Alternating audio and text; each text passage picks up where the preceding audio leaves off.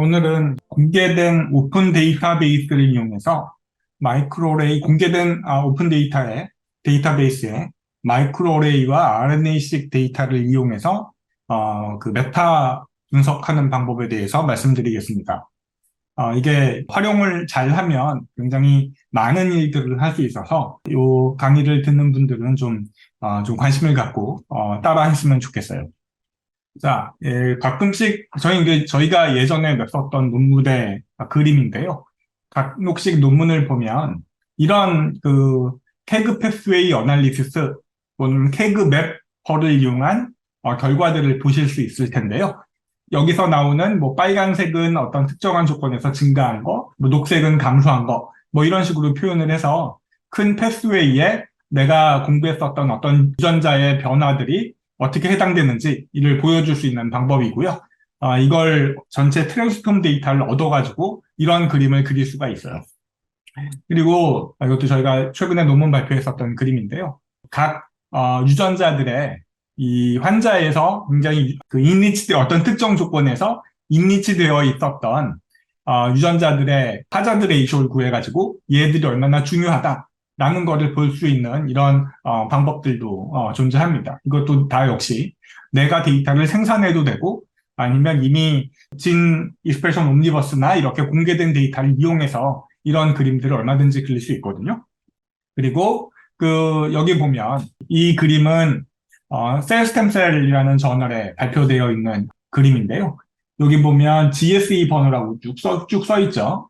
얘네들은 뭐 잘 아시다시피 논문에서 GSE 번호, GSE 다음에 땡땡땡 숫자가 써 있으면 얘네들의 그 트랜스폼 데이터이든 뭐 시퀀스 데이터이든 또는 뭐 에피제네틱 데이터가 진 익스프레션 옴니버스라는 데에 공개되어 있다.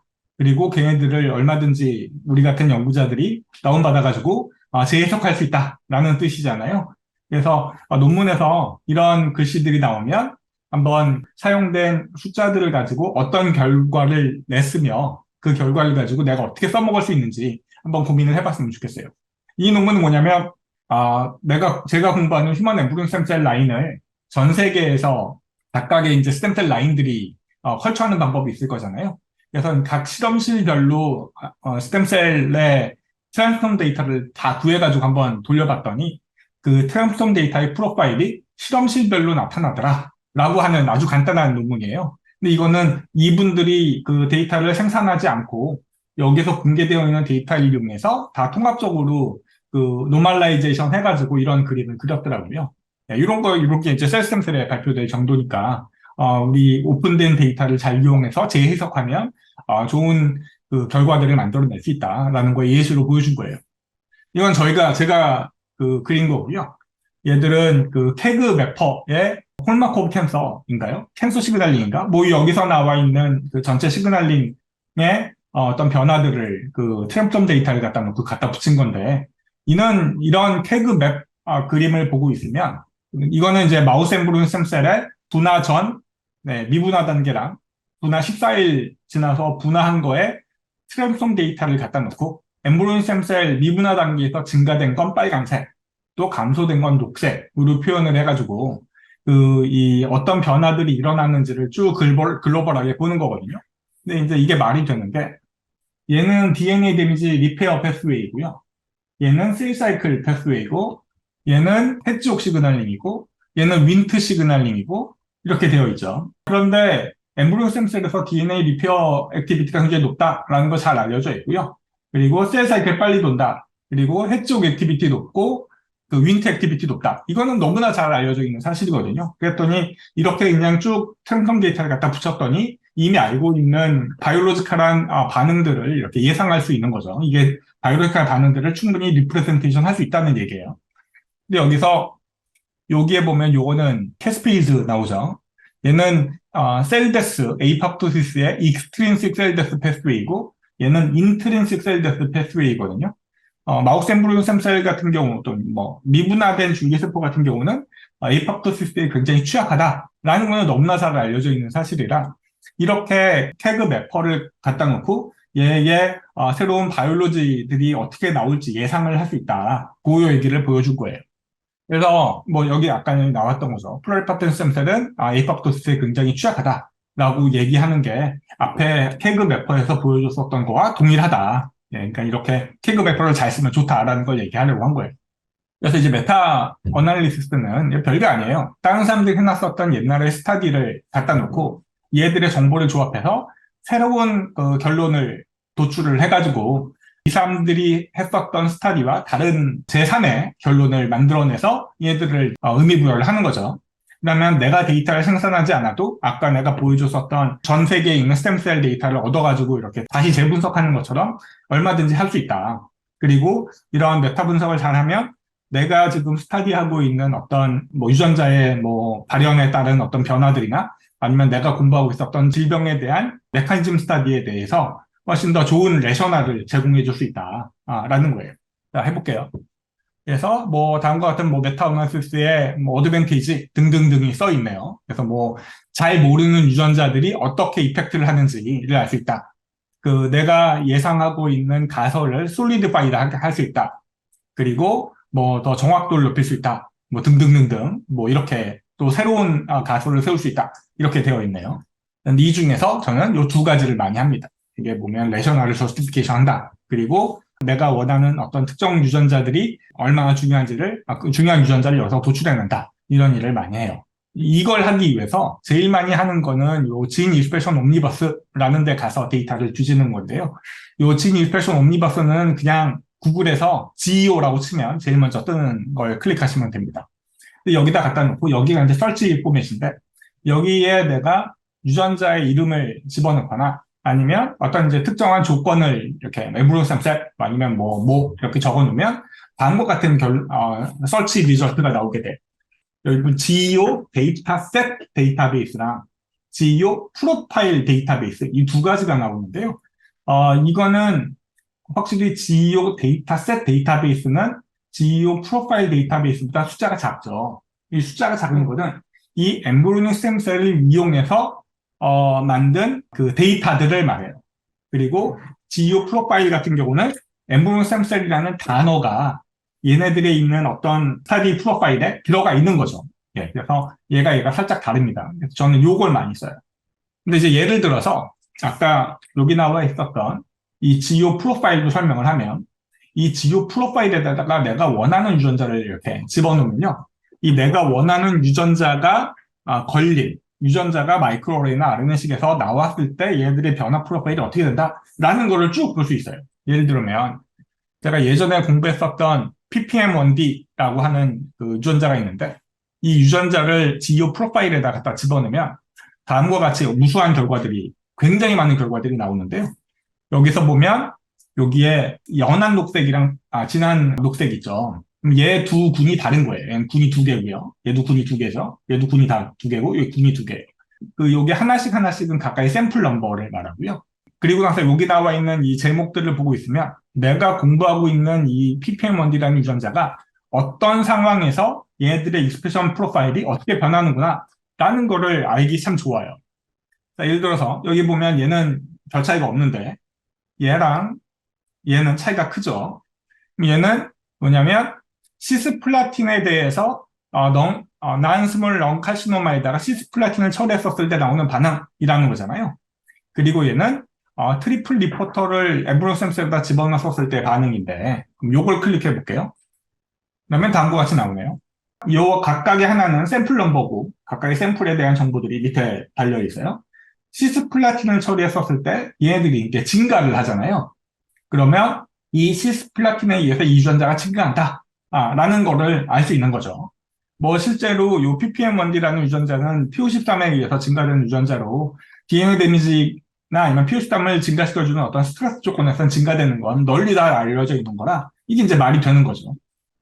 그리고 더 공부를 해보니까 여기 보면 시스플라틴에 민감한 셀과 시스플라틴에 저항성 있는 셀들에서도 통계적으로 유의하게 시스플라틴에 저항성 있는 셀에서 PPM1D라는 유전자가 증가되어 있잖아요.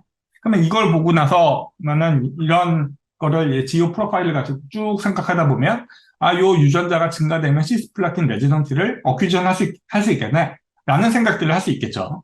실제로 그런 논문들이 있어요. 여기 보면 위반이라고 하는 ppm1D가 코딩하는 단백질이 위반이라는 단백질인데 위반이라는 단백질의 양이 많아지면 캐몰 레지던시가 증가된다.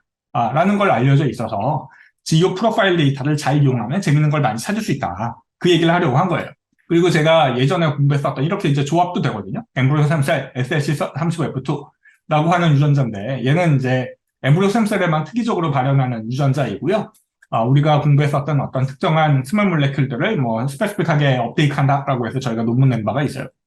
근데 이제 여기 보면 엠브리오 SLC35F2라는 얘는 이제 군이 3개죠. 하나, 둘, 3개예요.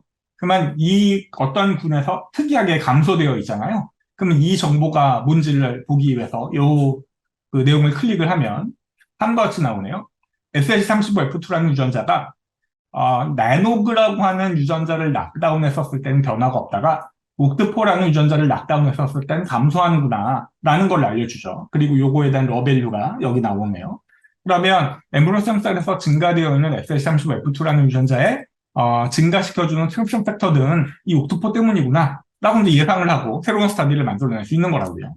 이렇게 이제 잘 써먹을 수 있다라는 걸 보여준 거예요. 이제 새로운 가설을 만들어낼 수 있는 거죠. 자, 그러면 이제 그 지오 프로파일 데이터 말고 데이터셋을 볼게요. 여기 보면 아까 전에 맨 처음에 지오 설치 파일에다가 마우스 엠브리오 샘셀이라고 치게 돼서 쭉 나오는 걸 보면 여기 이제 힙맵도 나오고 여기 엠브리오 샘셀을 가지고 뭘 했어 이렇게 쭉 나오잖아요. 이 중에서 저는 엠브리오 샘셀에 분화됐었을 때 어떤 트랜스크립션 프로파일이 어떻게 되는지를 보는 데이터를 클릭을 했어요. 이 데이터의 번호는 GSA3749고 샘플은 33개가 되어 있는 거죠. 그래서 여러분들도 한번 제가 하는 거를 따라서 하고 싶으시면 그냥 GEO에다가 GSA3749라고 치시든 아니면 구글에다가 GSA3749라고 치면 이 데이터를 얻을 수 있습니다. 그럼 이걸 클릭을 하면 어떤 그림이 나오냐면요. 다음과 같이 그림이 나와요. 그럼 얘는 여기에 얘들이 나온 이 데이터를 설명을 해볼게요.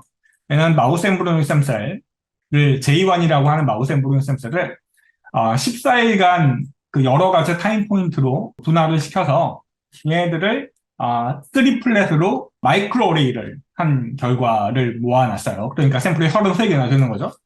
그리고 마이크로 어레이를 할 때 그때 사용한 칩 정보가 어피매트릭스 마우스 익스프레션 430B 어레이라는 칩이에요. 전에 저도 이와 같은 지오 데이터 뒤지는 거 말고 진슨 인치먼트 어널리시스라는 거를 할 수 있는 동영상을 만들었는데 그때는 요 마이크로 어레이에 해당되는 이 마이크로 어레이 플랫폼이 뭐다라는 걸 알아야 될 게 중요하다고 얘기한 바가 있어요. 그래서 그때 필요한 겁니다. 자, 요거는 뒤에 한 번 더 얘기할게요. 그리고 이 논문에 대해서 BMC 제노믹스라는 데 2007년도에 발표를 해서 PMID 번호가 있으니 이 논문을 읽어보면 이 사람들이 이 마이크로웨이브 데이터를 가지고 어떤 결론을 내고 어떤 스타디를 하고 어떻게 써먹었는지를 알 수가 있는 거죠. 자, GSA3749 번호예요. 그래서 얘네들을 클릭을 하면 GSA3749에 뭐 생쥐 가지고 한 거고 이렇게 각각의 타임 포인트가 적혀 있고 프로파일이 어피매트릭스 마우스 엠브리오 샘셀 마우스 익스프레션 칩으로 했다라는 게 나와 있죠. 자, 그리고 나서 여기 보면 쭉 여기에 샘플 수가 66개나 되는 게 샘플가 나오고 GSA3749 러 데이터라고 써 있잖아요. 215메가. 여기에 HTTP를 클릭하면 여기서 나온 마이크로어레이 데이터를 러 데이터를 얻을 수가 있어요. 그거 가지고 내가 뭘 할 수 있는지 뒤에 가서 설명을 할게요.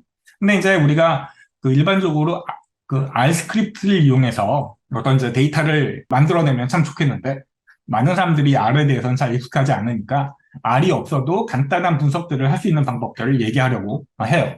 그 알트키즈 우리 모르잖아요. 그러면 알트키즈를 모르는 우리 같이 불쌍한 사람들을 위해서 이 GEO2R이라는 걸 만들어 놨다고요. 그럼 Analyze with GEO2R 요걸 클릭을 하면 다음과 같은 그 그림이 얻어지는데요. 여기에 GEO2R에 대해서 조금 더 자세히 보고 싶으시면 여기에 있는 인스트럭션이 유튜브로 동영상으로 나와 있기 때문에 이거 이제 보시면 됩니다. 이제 제가 지금 얘기하는 내용과 거의 동일한 내용이에요. 그러면 여기서 이런 그 각각의 샘플별로 타이틀이 조건이 이렇게 되어 있고 얘네들이 무슨 셀이다, 뭐 스트레인이 뭐다 이렇게 쭉 나와 있네요. 그럼 여기서 맨 처음에 시작할 건 그룹을 디파인을 해야 돼요. 이걸 클릭을 하고 각각의 샘플을 디파인을 한다. 그 작업에 들어갈게요. 근데 그 전에 예, 우리가 논문을 읽다 보면 아까 얘기했지만 요 GSA 번호 같은 것들이 굉장히 많이 보이던데 이런 GSA 번호가 있으면 여기서 사용한 RNA-식이든 마이크로어레이 데이터든 진 익스프레션 옴니버스 데이터에 공개되어 있다라는 걸 생각해서 일단 뒤져보자고요. 자, 어쨌든 그러면 아까 전에 GSA 16654라는 거 집어넣으면 얘들이 한 마이크로어레이 데이터들이 이렇게 쭉 적혀 있는 거죠. 자, 그러면 이제 그 샘플 디파인을 먼저 해볼게요. 그룹 디파인을 하기 위해서 여기에 있는 동일한 거 3개, 샘플 동일한 3개를 선택하고 여기다 내가 컨트롤이라고 쓰고 컨트롤 2일, 4일, 7일, 9일, 14일 뭐 등등등 적은 다음에 여기 적혀 있는 샘플을 여기다가 갖다 집어넣으면 돼요. 이렇게 해서 클릭해서 컨트롤 하면 여기 이 샘플들은 컨트롤로 디파인이 되고 요 3개를 잡아가지고 여기다가 클릭하면 얘는 이틀자가 되고 뭐 등등등등 할 수 있어요. 이렇게 해서 내가 여기서 있는 각 샘플 3개씩 그룹들을 샘플의 디파인을 이렇게 할 수가 있습니다. 이렇게 하고요. 그리고 GO2R에 밑에 내려가 보면 톱 250이라고 되어 있거든요. 이거를 클릭을 하면 이렇게 250개의 1등부터 250까지의 가장 많이 변하는 유전자들 리스트를 쭉 뽑아줘요. 근데 여기서 기억을 해야 될 게 여기 보면 ID는 그 마이크로어레이 데이터의 프로브 ID 정보이고요. 요거는 뒤에 한 번 더 얘기할게요. 그리고 그 프로브 ID에 해당되는 심벌이 있고 진 타이틀이 있죠.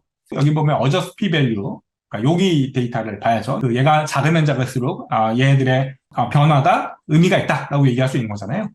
그리고 여기 보면 F 밸류라고 나오는데 여기서는 폴드 체인지 값은 얘기해주지 않고 F 밸류를 얘기해줘요. 왜 F 밸류를 얘기하냐면 내가 지금 그룹을 6가지로 그룹을 나눴기 때문에 여기서 비교해주는 거는 이 그룹 중에 차이나는 그룹이 얼마나 시그니컨트하게 있느냐를 나타내는 게 F 밸류라고 생각을 하면 돼요. F 밸류가 크면 클수록 제가 정의한 6개의 그룹 중에 뭔가 다른 게 있는 거예요. 뭐가 다르지는 거는 이걸로는 모르지만 분명하게 유의미하게 다른 그룹이 있다. 라는 거를 알려주는 정보라고 생각하시면 돼요. 그래서 얘네들 한번 클릭을 해보면요. 이런 그림을 얻게 되는데요. 얘네들은 AFP라고 하는 유전자가 엠브리오 샘셀 미분화 단계에 있을 때는 거의 발현을 안 하다가 분화를 하면서 굉장히 유의미하게 증가를 했다라는 거를 얘기해 주는 거잖아요. 예, 그러면 아까 내가 얘기했던 것처럼 그 F 밸류가 크면 클수록 내가 디파인한 그룹에서 어느 그룹인가 변화된 그룹이 있다라는 정보만 제공해 주기 때문에 얘를 클릭해서 일일이 확인해야지 어느 그룹에서 변했다라는 걸 알 수 있는 거죠. 자, 그래서 그 GO2가를 할 때 반드시 기억을 해야 될 게 이 어저스 F 밸류는 그룹이 3개 이상 되었을 때, 3개 이상 되었을 때 그 그룹에서 가장 크게 유의미하게 변한 그룹이 있다를 나타내는 지표이다. 그렇게 생각하시면 되고요. 그 로그 FC는 뭐냐면 여기 나와 있던 것처럼 폴드 체인지의 로그 2값이에요. 그러니까 로그 FC가 1보다 크면 2배 큰 거고 로그 FC가 마이너스 1이면 0.5, 그러니까 반보다 작은 게 되는 거죠. 근데 얘 로그 FC는 두 그룹에서만 돼요. 예, 두 그룹에서만. 당연하죠. 이렇게 컨트롤 대비 익스페리먼트 그룹에서 얘네들이 얼마나 변했는지 폴드 체인지 값을 알려주기 때문에 그 폴드 체인지 값이 로그 2값이다 라고 생각하시면 돼요. 그래서 내가 어떤 특이하게 달라진 유전자를 뽑는다든지 얘들이 어떻게 진 익스프레션 프로파일이 어떻게 바뀌었는지 그걸 알려면 그룹 3개 이상으로는 저는 어떻게 할지 몰라요. 이건 이제 인포메티션한테 가서 물어보시고요. 제가 여기서 얘기할 거는 그룹 2개에 대한 얘기를 중점적으로 얘기하겠습니다. 자, 그러면 이제 프로브 아이디에 대해서 설명을 할게요. 프로브 아이디는 뭐냐면 내가 아까 전에 마이크로어레이 칩 정보들이 다 다르다라고 했잖아요. 지금은 아무도 마이크로어레이를 사용하지 않는데 옛날에 RNA-식이라는 기술이 보편화되지 않았을 때는 많은 사람들이 마이크로어레이를 이용을 했다고요. 마이크로어레이는 이만한 작은 실리콘판에, 유리판에 어떤 특정 유전자에 선도적으로 해당되는 뉴클리오타이드를 쭉 갖다 붙이는 거잖아요.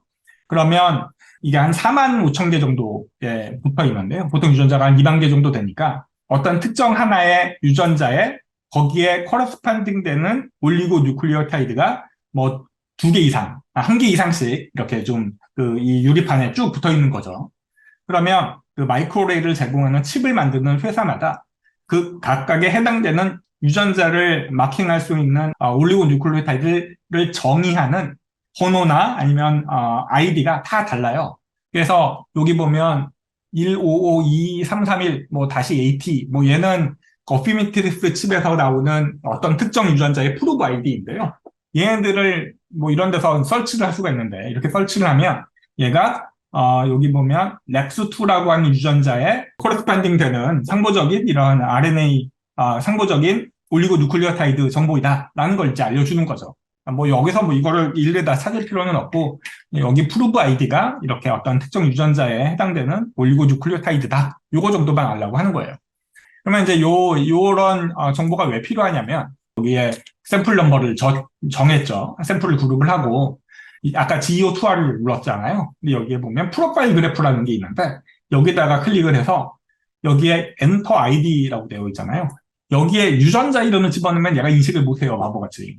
유전자 이름을 집어넣지 말고 내가 관심 있어 하는 이 마이크로 어레이를 수행했었을 때 수행한 그 프로브 아이디를 집어넣어야 해요. 네, 이 프로브 아이디를 그러면 내가 어떤 특정 유전자에 해당되는 프로브 아이디를 어떻게 찾냐? 라는 이제 질문이 들어올 거잖아요. 그건 뒤에 설명을 할게요. 프로브 아이디를 집어넣으면 이런 아까 내가 샘플 6개를 나눴다고 그랬잖아요. 6개 군에서 얘네들의 변화가 어떻게 일어난다라는 거를 볼 수 있고 여기 샘플 밸류를 누르면 얘네들의 밸류 값이 어떻게 변한다라는 것을 알 수 있어요. 그럼 이 밸류 값 쭉 이렇게 드래그해서 카피한 다음에 뭐 엑셀에다 집어넣고 통계치를 이용해서 얘가 얼마나 변하는지 이렇게 볼 수도 있는 거죠. 그래서 뭐 여기는 뭐 이 유전자는 뭐 네노그를 코딩하는 네노그에 커레스판딩 되는 프로브 아이디인데 그러면 이거 갖다 놓고 네노그란 유전자의 익스프레션이 이렇게 바뀌는구나 라는 걸 이제 알 수 있는 거죠. 프로브 아이디를 어떻게 아는지는 뒤에 한번 이야기할게요. 여기에 그러면 이제 내가 3개 이상 얘기는 그만하고 2개로 나눴을 때 어떻게 공부할 수 있는지 얘기를 할게요. 얘들 이제 그룹을 2개를 냈죠. 그 미분화 상태와 14일 이후에 분화한 거. 이걸 2개로 그룹을 여기서 새로 디파인을 하고 그리고 GO2R을 누르면 이런 그림이 그려져요. 여기 보면 아까 나오지 않았었던 T-밸류와 B-밸류, 로그 FC 값이 새로 나왔죠. F 값은 없어지고. 그럼 여기서 어저스 P-밸류는 아까 전에 얘기했었던 그대로고 T 값은 얘와 이 그룹과 이 그룹이 얼마나 많이 달라졌냐라는 걸 보여주는 지표이고요. B는 사실 뭔지 몰라요. 로그 FC가 이걸 우리가 봐야 되는데 이 로그 FC는 내가 아까 얘기했던 것처럼 폴드 체인지의 로그 2값이라고 그랬잖아요. 그러면 로그 FC가 8.58이라는 건 얘의 2의 8.58 승이라는 거고 얘가 382배 증가했다라는 거죠. 14일 때 382배나 증가되는 유전자가 PTR이라는 유전자다. 라는 거죠. 그럼 여기 보면 뭐 하나는 6.59, 하나는 10.57 이만큼 로그 FC 값이 증가됐다고 했으니까 얘가 크면 클수록 분화되면서 증가되는 유전자구나 라는 걸 알 수 있는 거잖아요. 자, 그러면 이제 본격적으로 해볼게요. 여기 보면 select column이라는 걸 클릭을 하고 select column을 클릭하면 다음과 같은 창이 얻어져요. 여기서 내가 adjust p-value 볼 거고 p-value 볼 거고 로그 fc는 당연히 볼 거고 t하고 b-value는 뭔지 모르니까 빼버리고 annotation 컬럼은 진 심볼 볼 거고 진 타이틀 볼 거고 진 아이디 클릭하고 이게 왜 필요한지는 뒤에 나올 테니까 꼭 클릭을 해주세요. 그리고 진 온톨로지, 펑션, 프로세스, 컴포넌트, 진 펑션 아이디, 프로세스, 컴포넌트 아이디가 있는데 뭐 이거 돈 드는 거 아니니까 6개를 다 클릭할게요. 이러고 나서 set 누르고요. set 누르고 그 다음에 save all result라는 걸 클릭을 해볼게요. 그러면 이제 시간이 여기서 왕창 걸리고요. 그리고 나서 이런 그림을 그려줘요. 유의미하게 변화되는 모든 유전자들의 폴드 체인지 값과 p-밸류를 얻을 거예요. 이제 이거를 텍스트 파일로 갖다 붙이고요. 그 텍스트 파일을 갖다 붙인 거를 엑셀로 열거나 아니면 얘를 몽땅 다 카피해서 엑셀에다 갖다 붙이시면 돼요. 그러면 다음과 같은 그림이 얻어져요. 엑셀에서 여기에 프로브 아이디 값, 또 어저스 p-밸류, 또 폴드 체인지, 진 심벌, 진 타이틀, 진 아이디, 진 온톨로지 펑션, 프로세스 아이디 등등등의 굉장히 큰 데이터를 얻게 되는데요. 이거 가지고 이제 우리가 장난을 할 거예요. 근데 여기 보면 이렇게 다운을 받아놓으면 마이크로어레이에 해당되는 모든 유전자들을 다 다운받았기 때문에 프로브 아이디에 해당되는 유전자의 이름을 여기서 찾으면 돼요. 그러면 내가 아까 전에 GO 프로파일 여기서 잊어버렸는데 여기에 프로파일 그래프에 필요할 때 진 프로브 아이디가 필요하다고 그랬죠. 이 프로브 아이디를 여기서 내가 찾아놨었던 이 엑셀에서 이 유전자에 해당되는 프로브 아이디를 찾아가지고 거기다 집어넣으면은 그 러 데이터를 얻을 수 있는 거죠. 자, 이렇게 얻어놓고 여기서 뭘 할 거냐면요. 이 어저스 p 밸류가 얼마나 작으냐, 또 로그 fc가 1보다 크냐, 마이너스 1보다 작냐, 또 이렇게 이제 내가 여기서 디파인을 해버리면 되죠. 그러면 정한 조건에서 증가 감소된 유전자들의 익스프레션 값들을 얻을 수 있는 거잖아요. 그럼 여기에 그 진 아이디하고 진 온톨로지 펑션은 어떻게 쓰냐? 요거는 뒤에 가서 얘기할게요. 그러면 여기서 이제 실제로 정리된 뭐 로그 fc가 큰 값이 어디서 증가된 거냐, 그거를 이제 확인을 할게요. 여기서 보면 그러니까 컨트롤과 익스페리먼트가 뭔지를 이제 알자는 얘기죠. 여기서는 미분화 상태가 컨트롤이고 분화됐었을 때가 익스페리먼트니까 익스페리먼트에 여기에 숫자가 폴드 체인지가 포지티브하게 나온 거는 분화됐었을 때 증가된 거다를 이제 확인을 하고 그리고 알고 넘어가자고요. 자, 그러면 여기 이제 진 온톨로지를 설명을 할게요. 진 온톨로지의 펑션은 얘네들이 이 유전자에서 코딩된 단백질이 무슨 일을 하느냐를 얘기하는 거고요. 진 온톨로지의 바이올로지컬 프로세스는 전체 바이올로지, 뭐 글라이콜라이신, 글라이콜라이시스, 메타볼리즘, 메타볼리즘, 에이팍토시스, 에이팍토시스 이와 같은 바이올로지컬한 반응에 유전자가 그 일을 하느냐 안 하느냐를 알려줘요.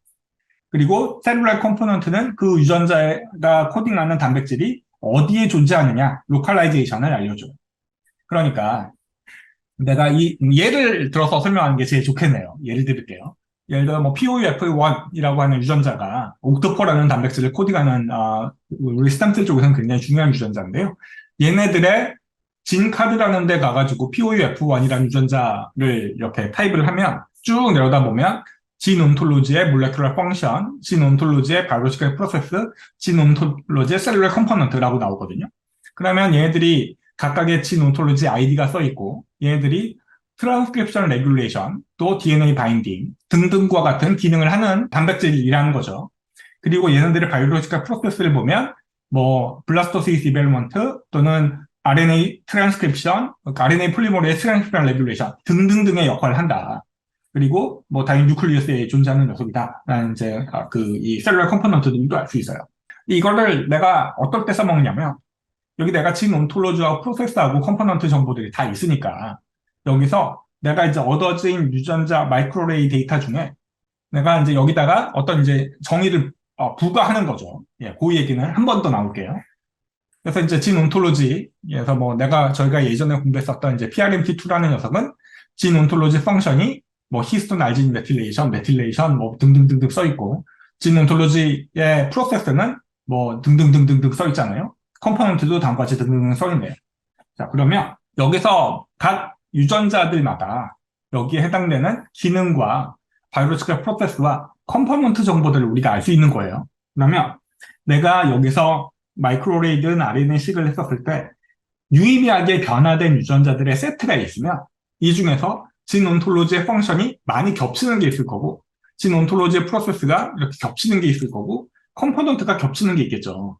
그러면 이 중에서 예를 들어서 여기에 보면 얘네들의 그 NF-kappaB의 네거티브 레귤레이션 되는 그 진 온톨로지를 갖고 있는 녀석들이 굉장히 많이 많이 겹친다. 우리는 그거를 인리치먼트라고 하는데 이렇게 많이 인리치되어 있다라고 하는 거는 내가 얻어진 디즈를 얻게 했었던 그 조건이죠.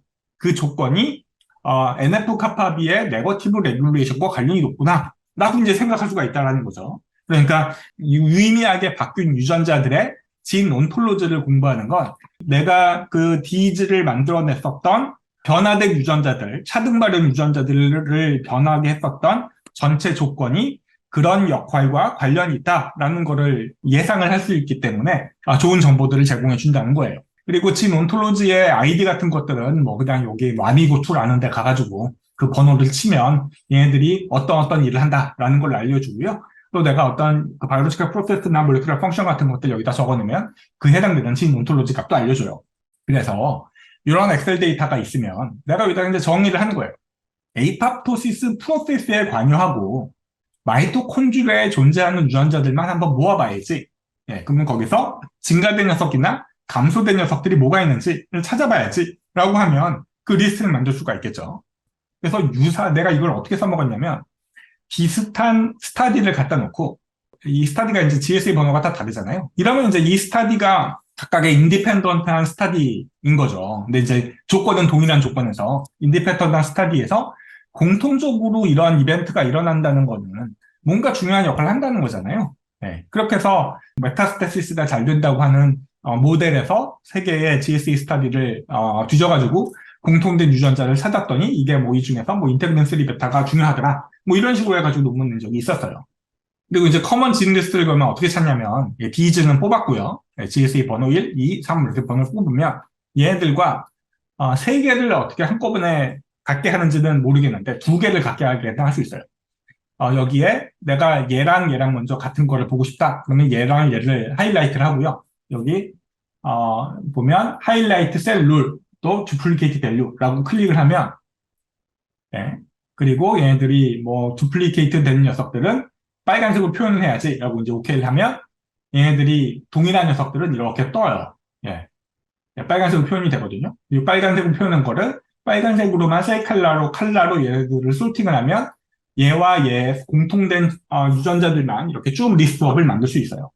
이렇게 만들어 놓은 다음에 얘는 1과 2가 같은 거니까 얘와 이 빨간 거와 GSA 번호 3번에 있는 거랑 비교하면 되겠죠. 그러면 이제 세 개가 동일한 유전자들을 얻을 수 있는 거죠. 이런 식으로 해가지고 뭐 예전에 뭐 그 저희 방에서 논문 냈었던 건데 휴먼 엠브리오 샘플에서 특이하게 증가된 어떤 유전자 뭐 PRMT8이라는 걸 찾았고 얘들이 동일하게 분화했을 때 감소하고 얘들 기능이 뭐다라는 걸 이제 발표한 적이 있었어요. 이렇게 GEO 데이터를 잘 뒤지면 그 내가 원하는 어떤 공부하고자 하는 어떤 유전자의 타겟 유전자들을 찾아낼 수 있다. 네. 그리고 태그 패스웨이는 이제 이걸 그릴 때 어떻게 하는지 알려줄게요. 예, 요거 그리는 게 숙제였잖아요. 그러면 여기서 내가 아까 전에 이 마이크로 데이터를 뽑을 때 진 아이디 번호를 그것도 같이 뽑으라고 그랬잖아요. 이 진 아이디가 번호가 필요해요. 그래서 이제 태그 패스웨이를 태그 매퍼를 그릴 때 진 아이디가 번호가 필요하기 때문에 집어넣으라고 한 거거든요. 그럼 아까 전에 뭐 p-value 하고 로그 fc 값 이렇게 1보다 크고 마이너스 1보다 작은 걸로 뭐 여기 보면 1보다 크고 또는 마이너스 1보다 작은 거 이렇게 이제 모을 수 있잖아요. 이렇게 모아놓고 그 태그 칼라 코드라고 이제 구글에 치면 다음과 같은 정보들을 알려주는데요. 여기에 레드는 코드가 이렇게 되고 그린은 이렇게 코드가 되네요. 네, 그러면 여기서 내가 증가된 녀석들은 이렇게 이제 명령을 쓰면 돼요. 여기 D2에 있는 이 숫자가 마이너스 1보다 작으면 빨간색으로 표현을 하고 또 D2가 1보다 크면 녹색으로 표현을 하고 그렇지 않으면 회색으로 표현해라 라는 뜻이거든요. 얘가 왜 증가된 녀석인데 여기가 이제 감소된 걸로 표현했냐면 아까 전에 얘기했던 것처럼 부담하면서 증가되는 게 여기 그 로그 FC 값이 양수고 내가 표현하고 싶은 건 미분화 상태에 있을 때 증가되는 걸 보고 싶으니까 미분화 상태에 많이 증가된 거는 여기서 로그 FC 값이 음수일 거잖아요. 그러니까 음수일 때 빨간색, 양수일 때 녹색 이렇게 표현한 거예요. 네, 그런 뜻이고요. 이렇게 해서 이 엑셀에다가 쭉 갔다가 두 번 클릭하면 전체적으로 다 이렇게 여기서 만든 함수가 다 배정이 되잖아요. 이렇게 해놓고요. 여기에 변화된 녀석들, 얘네들을 진 아이디와 칼라 코드를 쭉 카피 페이스트 한 다음에 태그 칼라 패스웨이 어나리시스 요 사이트에 가서 여기에 얘는 이제 마우스 데이터니까 여기에 오르가니즘을 마우스로 선택을 하고요. 그리고 프라이머리 아이디를 NCBI 진 아이디로 선택을 하고요. 그리고 여기다 갖다 붙인 다음에 이거 클릭하고 실행하고 누르면 돼요. 그럼 다 한 거예요. 그럼 한참 돌다가 다음과 같은 그림을 그려주거든요. 이러면 메타볼릭 패스웨이에 내가 집어넣은 유전자들에 해당되는 유전자가 128개가 걸렸다는 얘기고요. 패스웨이 인캡서는 74개 걸렸다는 얘기고 PI3 카이네즈는 69개 걸렸다는 거예요. 그럼 여기에 수많은 캐그 패스웨이 결과들이 쭉 나올 거고요. 그럼 내가 원하는 바이올로지에 해당되는 것만 클릭해서 보시면 돼요. 그럼 여기서 이제 패스웨이 인캡서를 클릭을 해볼게요. 그러면 다음과 같은 그림이 그려집니다. 그 캐그 매퍼들은 다 각각의 이렇게 그림이 빈 칸에다가 내가 디파인한 그 진 아이디 번호와 칼라 코드를 갖다 이제 입히는 거예요. 예, 이런 식으로 표현을 해주거든요.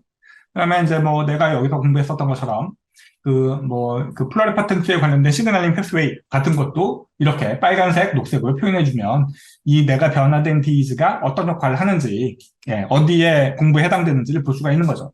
이 중에 있는 그 그림 하나를 떼가지고 이렇게 논문에다 실으면, 논문에다 실어서 사용할 수가 있습니다. 그래서 내가 지금 GSA 번호가 있다. 예, 요거를 찾아서 보고 있으면 내가 원하는 어떤 특정 유전자가 그 조건에서 어떻게 증가 감소되는지를 이렇게 논문에 보여주는 것도 써먹을 수 있어요. 얘는 PC9이라고 하는 런캐서 셀을 브레인의 메타를 굉장히 잘 시키는 모델이랑 갖다 놓고 마이크로레이를 한 결과이거든요. 근데 여기서 보면 브레인 메타가 굉장히 많이 드는 셀 라인에서 제가 공부하고 있었던 후스비9이나 갈란트라고 하는 유전자가 유의미하게 증가하더라라는 걸 여기서 내가 이 실험을 직접 하지 않아도 데이터 다운받는 거 갖다 놓고 이렇게 주장할 수 있는 거죠. 예. 거기서 이런 식으로 표현을 해가지고 데이터에 써먹었었습니다. 자, 그리고 진 온톨로지 값을 알고 싶으면 여기에 G 프로파일러에다 갖다 놓고 변화된 DEG를 갖다 때려놓고 증가된 DEG를 때려놓거나 감소된 DEG를 때려놓고 얘들이 어떤 진 온톨로지에 해당되는지를 이렇게 뭐 바이오로지컬 프로세스나 셀러 컴포넌트, 몰레큘러 프로파일 같은 거 또는 케이브나 뭐 리액션 패스웨이 등등등을 보여주는 이런 그 웹사이트도 있습니다. 나는 사실 이것보다 더 좋은 걸 많이 써먹어서 그걸 얘기를 해줄게요. 마이크로 데이터는 아까 전에 얘기했었던 것처럼 뭐 시리즈 매트릭스 파일이나 아니면 여기 나와 있는 러 데이터를 다운받으면 이 파일을 압축된 거를 풀면 다음과 같이 알려주고요.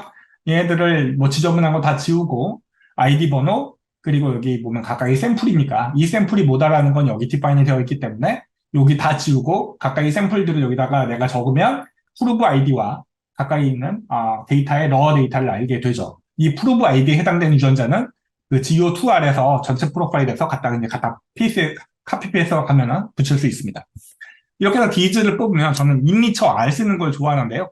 이 인니처 R에다가 디즈를 갖다 붙이면 이들을 갖다 붙이면 한참 돌다가 이런 결과들을 알려줘요. 그러면서 여기에서 이제 뭐 트랜스크립션 인리치먼트나 아니면 패스웨이, 온톨로지 같은 수많은 정보들이 있는데 저는 여기서 이제 레거시라는 걸 이용하면 여기 있는 것들 다 요약해서 보여주기 때문에 이 레거시를 이용을 하거든요.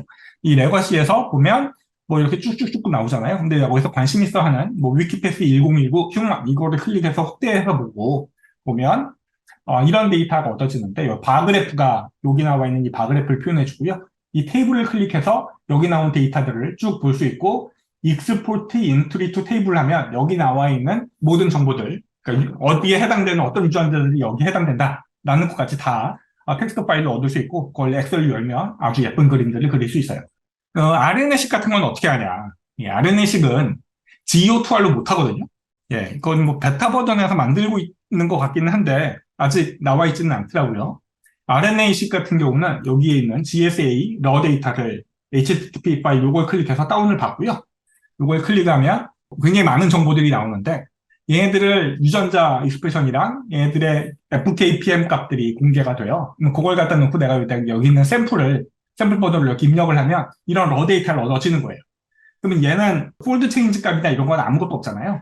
예, P-밸류 이런 것도 모르죠. 얘네들의 P-밸류와 폴드 체인지 값을 얻기 위해선 얘네들을 갖다 놓고 바이오주피스라는 데다가 집어넣으면 돼요. 이 바이오주피스라는 웹사이트에 가가지고 여기에 get started 누르고요. 그리고 publish 데이터 말고 your 데이터를 클릭을 하고요. your 데이터 클릭하고 gene expression 데이터 테이블을 클릭을 한 다음에 여기다가 내가 아까 전에 만들어 놓은 이 데이터를 갖다가 그 드래그 앤 드롭하면 돼요. 여기서 명심할 건 여기 수많은 정보들이 나올 텐데 반드시 진 심벌과 각 샘플에 대한 그 FKPM 값만 있어야 돼요. 다른 지저분한 게 있으면 안 됩니다.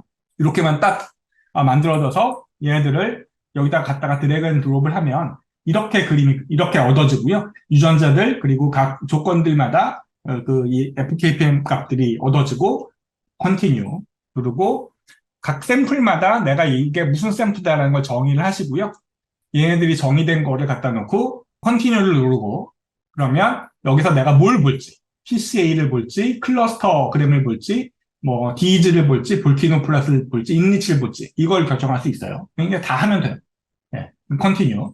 그럼 이렇게 놓으면 내가 군을 두 그룹으로 나눠야 된다고 그랬잖아요. DEG를 뽑기 위해서 이제 군을 두 그룹으로 나눈 거죠. 그러면 얘는 컨트롤, 얘는 펄터베이션이라고 이제 그룹을 두 개로 나눠서 컨티뉴 누르면 한참 돌다가 이런 그림이 나오고요. 여기 오픈 노트북이라는 걸 클릭을 해요. 오픈 노트북 클릭을 하면 얘네들의 PCA 플랫을 그려주고 볼케이노 플랫을 그려주고 얘들의 컨트롤과 펄터베이션이 다른 그 디즈를 뽑을 수가 있어요. 네, 디즈를 뽑고 얘들의 진 온톨로지, 내가 아까 전에 얘기했었던 진 온톨로지를 이니처에서 보여준다고 그랬잖아요. 이 바이오 주피스를 만든 그 랩이 이니처를 만드는 랩과 동일한 랩이기 때문에 여기서 나오는 정보들이 이니처로 통합적으로 보여줄 수가 있어요. 여기서 나오는 진 온톨로지 데이터는 모두 다 진 온톨로지 이니처에서 끌어갖고 온 거기 때문에 뭐 여기에 이제 업된 유전자들의 이니처 결과, 다운된 유전자들의 이니처 결과들이 보여줄 수 있는 링크도 쭉 찾아보면 있습니다. 내가 이제 사실 이거를 왜 하려고 했었냐면요. 며칠 전에 불기에 가보니까 누가 이런 아주 멋진 문서를 만들어 놨더라고요. 9월 1일 날 등록을 해놨어요. 여기에 마이크로레이 RNA-식 데이터 다운부터 진 온톨로까지 내가 지금 얘기했었던 것과 동일한 내용이 여기 써 있어서 그 지금 본 동영상을 보고 이 문서를 확인해서 한번 보면 굉장히 자기 걸로 습득되기 좋을 것 같아요. 그리고 뭔가 나오면 반드시 이 데이터를 가지고 논문을 하지 말고 주변에 바이오 인포메티션을 찾아가가지고 이 결과를 보여주고 얘네들을 어떻게 예쁘게 또 좀 더 과학적으로 표현할 수 있는지 한번 이야기를 하셔서 멋진 그림을 만들 수 있으면 좋겠어요. 자, 내가 여기까지 하겠습니다. 예, 수고하셨습니다.